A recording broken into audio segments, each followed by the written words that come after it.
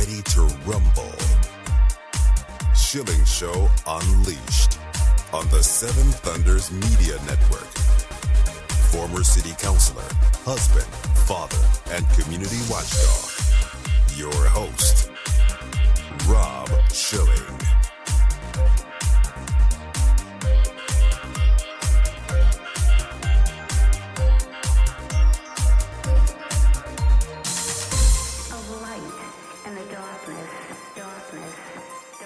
Welcome to the Schilling Show Unleashed Podcast. Remember, your direct support makes our show possible, and you can directly support this podcast by visiting shillingshow.com and then clicking on the Patreon banner at the top of the page to make a monthly contribution. We appreciate your support. The Schilling Show Unleashed podcast welcomes Arielle Del Turco, Director of the Center for Religious Liberty at the Family Research Council, the author of the new report, Free to Believe, the Intensifying Intolerance Toward Christians in the West in the 2024 edition. And Arielle, welcome to the Schilling Show Unleashed podcast. Thank you so much for having me. Tell us a little bit about the Center for Religious Liberty. It's an important organization and people need to know what you're doing there. So we are a part Family Research Council, which is a pro-family, pro-life organization based in Washington, D.C. And the two main things we do is raise awareness for the public and also speak to Congress about the issues that Christians in America care about. Center for Religious Freedom has been tracking religious freedom issues both at home in the United States and around the world for going on 10 years now, and that's the work we do. I'm very curious about how you're received in Congress and if there are open ears there. What's that been like? There are always friendly offices that really care about Christian constituents, that are conservative, that want to hear our point of view, but there are a lot of closed doors, and that's okay too, right? Not everybody is meant to work with us, but we do find that there are still fantastic members of Congress that are eager to do what we think is the right thing on these issues. Arielle, some people would ask why a report on intolerance toward Christians? They might even see it as a non-issue. Is it just that they're not paying attention, or is there something more to this that people just aren't aware of? Well, that question is exactly why we wanted to write the report, right? We think about countries in the West. These are typically democracies. They're thought of as free and open. We're talking about Europe, United States, Canada, New Zealand, Australia, those types of countries. And yeah, I think it's easy to think, you know what, our human rights conditions are great. We have religious freedom. And most of these countries do have strong religious freedom protections in the law. However, we've seen a trend over the last few years where governments are going after, in specific cases, Christian individuals or churches or organizations in a way that would prohibit these Christians from living out their faith as they see fit. So we wanted to compile some of these stories from across the West, and it's obviously not comprehensive. It's just really what came up to the surface as global stories. But we wanted to compile these for people so you can see for yourself what's happening across the West, and if there is cause for concern for religious freedom, especially for Christians in the West, and we think that there is. We should differentiate between the West and the East, and why you focus on the West here. Is it just that the East, we anticipate that there would be religious intolerance, or is there another reason to focus on the West? Well, in my capacity at FRC in the Center for Religious Liberty, I focus actually extensively on places in Asia, China, North Korea, some of these hotspots that are the worst places in the world to be a Christian, Pakistan, and we've also looked at other areas of the Middle East and Africa. However, we wanted to draw attention to the West in part because there's not enough attention paid to religious freedom in the West, but also because it's actually Western countries, free and open countries, that do most of the promotion of religious freedom around the world. So when we have a case in Pakistan, for example, of a Christian who has been wrongly accused of blasphemy, is being charged under this bogus law, and they really need someone to speak out for them, it's often countries like the United States that say to the Pakistani government, hey, what you're doing is wrong. You're violating this person's fundamental right to religious freedom. He's being unfairly targeted for being a Christian. And so it's countries in the West that are able to speak up for Christians and for other persecuted believers around the world. So we want to be able to retain that ability. And part of that is making sure that we have religious freedom for ourselves in our own countries, or else we're not going to be able to export religious freedom around the world. I had a chance to read through the report, Arielle, and would you tell us a little bit about the data sources and the verification you used to put this together, because it is quite comprehensive? Yeah, so this is just open source. Anyone is able to find these stories publicly and verify them for themselves. Open source documents, reports, and media found online. And we specifically looked at 34 countries that we consider to be part of the West. And it's a little bit tricky to categorize the West, but we chose these 34, and we found 168 incidents across 16 countries. And again, that's not comprehensive. It would have been probably out of our capacity to be able to do a comprehensive search in all these different languages. But they give us a really good idea of what's been occurring over the past 4 years. One of the things you note is rising social hostilities toward religion in the West. Why do you think the trend is for rising and not diminishing? Well, it's interesting. We saw in the reporting period starts in 2022 through 2023. So we saw that under COVID, a lot of governments obviously tended to treat churches differently than other organizations or stores as they were enforcing COVID lockdowns. So we saw that COVID issue, and really that COVID enabled some bad local leaders to be able to target churches unfairly, it seemed like. But now we're noticing over the past few years that the religious freedom violations taking place in democracies are different. Now they mainly have to do with censorship of speech. So a Christian will, for example, in their workplace at a public school, a Christian teacher might be uncomfortable with hiding a student's preferred gender pronouns from parents, but the school is requiring them to. And the Christian teacher will say, this is against my faith to lie to parents. It's against my conscience to affirm that a child thinks that he or she might be born in the wrong body. And that might be an issue where a Christian teacher could get fired in a public school, in a government-run public school, for that. So we're noticing that a lot of the religious freedom violations center around these hotspot issues, transgenderism, homosexuality, and abortion being the primary three that come to mind. We're talking with Arielle Del Turco, and the topic is Free to Believe, a new report about intensifying intolerance toward Christians in the West. So let's look at a slice of these various countries that you've talked about. The UK, again, people would be surprised maybe if they're not paying careful attention that religious liberty has taken a huge hit in the UK. Yeah, absolutely. And so we're seeing a lot of the free speech issues that are problematic in the United States and Canada also being problematic in the United Kingdom. But the United Kingdom actually has some of the most egregious cases in this report, in my opinion, and a lot of them have to do with these issues of quote-unquote buffer zones outside of abortion facilities.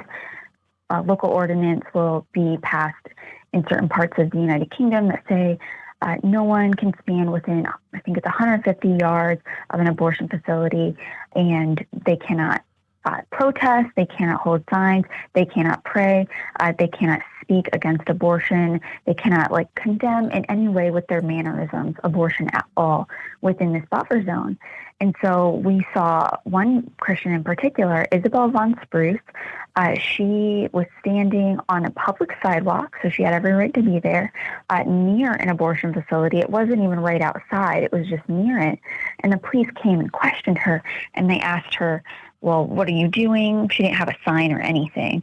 They said, are you protesting? She said, no. They said, are you trying to talk to people going in? She said, no. And they asked her specifically, are you praying? And she said, well, maybe in my head, but not out loud. Just for that answer, because she admitted that she was praying, she was arrested for that. And so we've seen multiple arrests like this across the United Kingdom in these buffer zones around abortion. And it really shows me as an outsider what the UK government, what these local governments are thinking is sacred, right? They're not thinking of someone's right to pray in their own head as a sacred right. They're thinking of abortion as a sacred right. So I think that's a really twisted way to look at it, but these are serious problems in the UK. In the UK, are there any guarantees? I know we have the First Amendment here. Is there anything even comparable that would protect religious freedom rights? Yes, and there are, thankfully, in many of these countries, laws, just basic laws that affirm religious freedom. And Isabel was actually acquitted. However, the problem is that in the United Kingdom and some of these other countries too, these pro-lifers, these Christian pro-lifers are being arrested for praying still, even after Isabel has been acquitted. And for these people, a lot of times the process itself is the punishment. It's very stressful and emotionally taxing to be dragged through court, to not know if you're going to have to serve prison time for praying in your own head in the United Kingdom. That's something no one should have to go through, and yet we've seen multiple cases where people have had to go through this.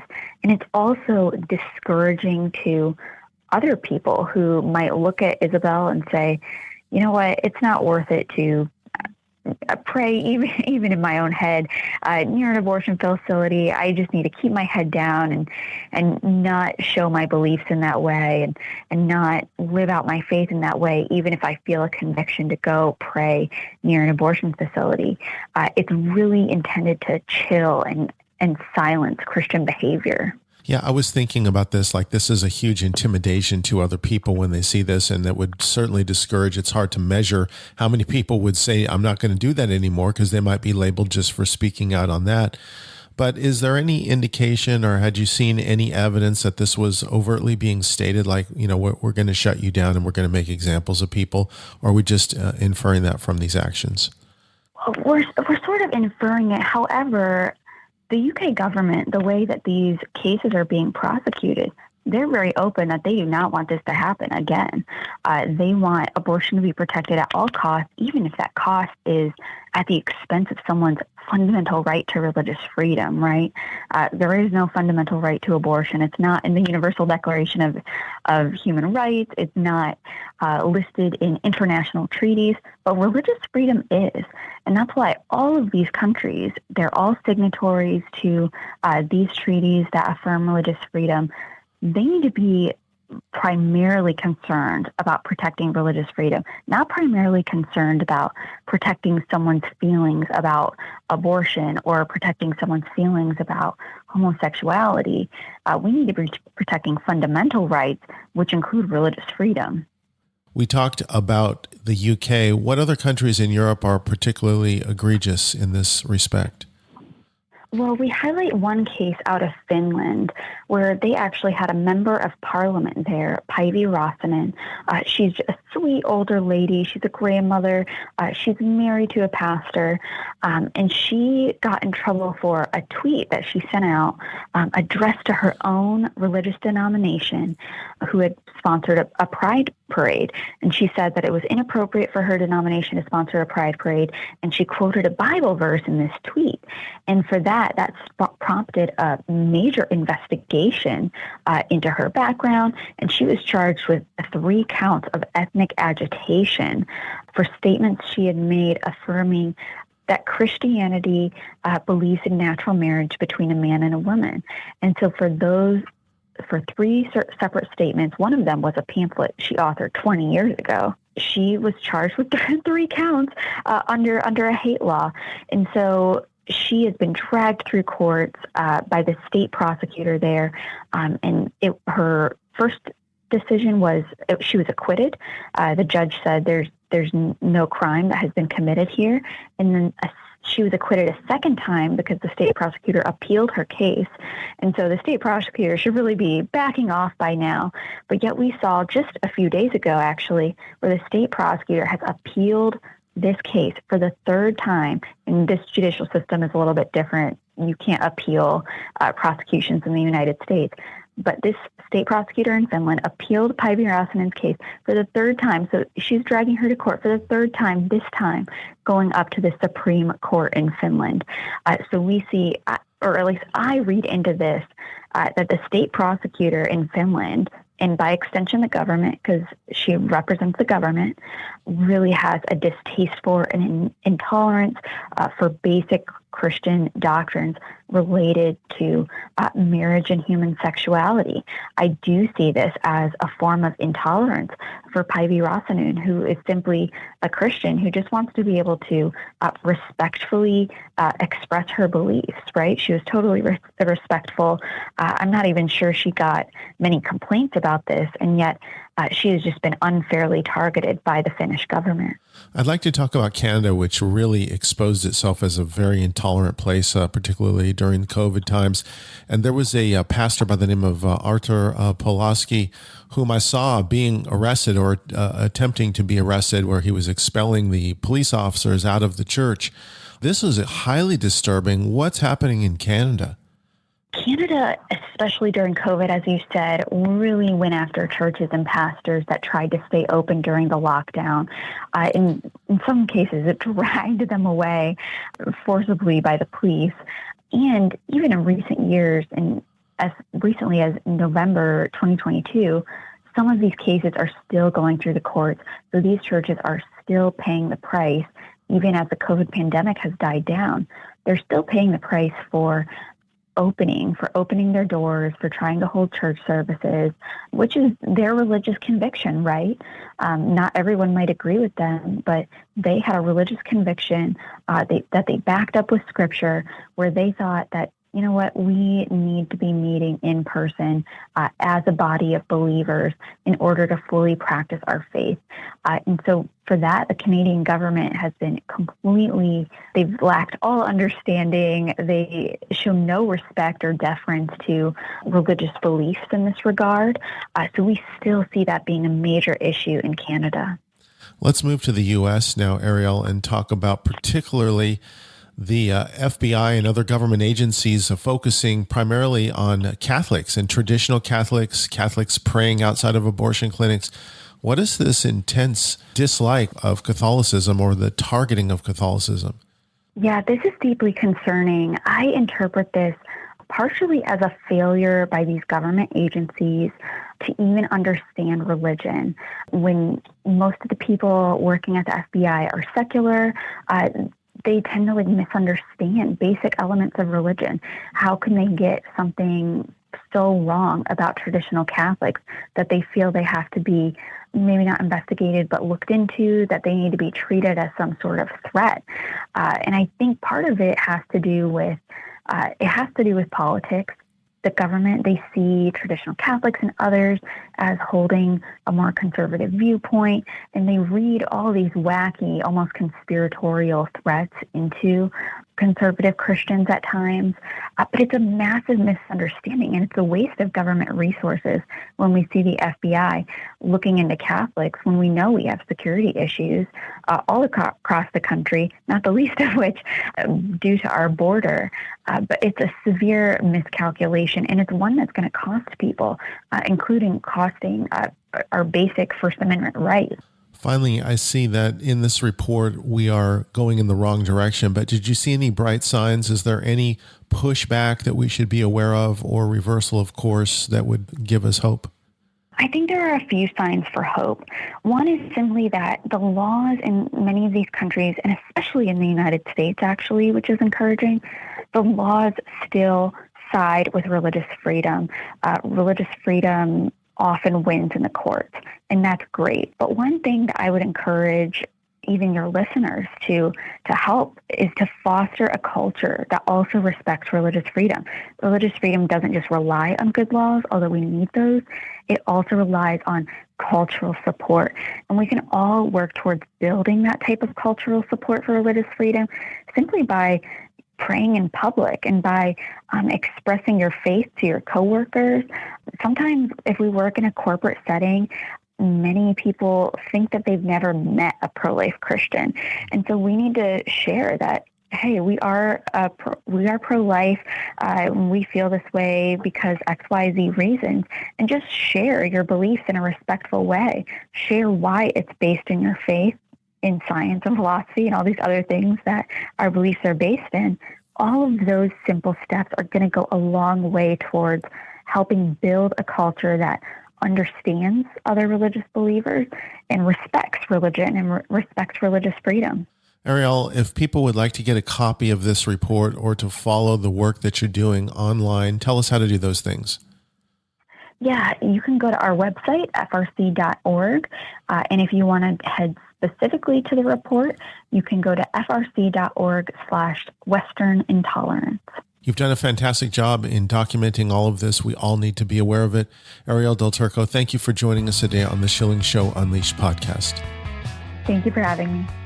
That concludes another edition of the Schilling Show Unleashed podcast. Visit us online at schillingshow.com, where you can directly support this podcast by clicking on the Patreon banner at the top of the page and making a monthly donation.